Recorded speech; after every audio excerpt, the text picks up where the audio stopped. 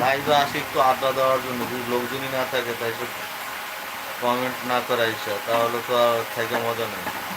সবাই ভিআইপি যারা তাদের লাইভে জয়েন হয়, আমি নাম বলতে চাই না।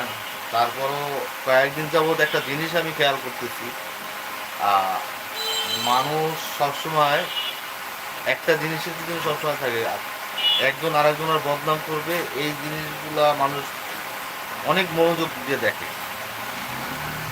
বা যারা ফেসবুকে ইউটিউবে আইসা আহ,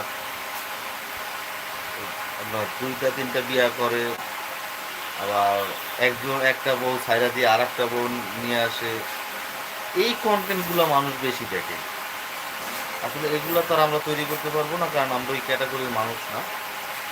যেমন কিছুদিন যাবত আমি দেখছি, আমার বাসায় যেটা হয়, আমার ওয়াইফ যেটা, ও সারাদিন গেলে দেখি টিয়া টিয়া টিয়া নাকি একটা চ্যানেল, যে ছেলেটা সাভারের দিকে থাকে, 3 বিয়ে অলরেডি করছে। ও বিয়া বউ ছেড়ে দেয়, আবার পাশের ঘরের ভাবি, এই মানে কি বলবো, মানে বিচ্ছিরি, মানে এদের সরম লজ্জা আছে কিনা আমি জানি না। এই গ্রুপটা আর একটা লোক হলো, ভদ্রলোক, না না আমি বলতে চাই না আমি, এই দুইটা দুইটা লোক মানে পুরা সোশ্যাল মিডিয়াটার একবার ভাইরাল করে দিচ্ছে।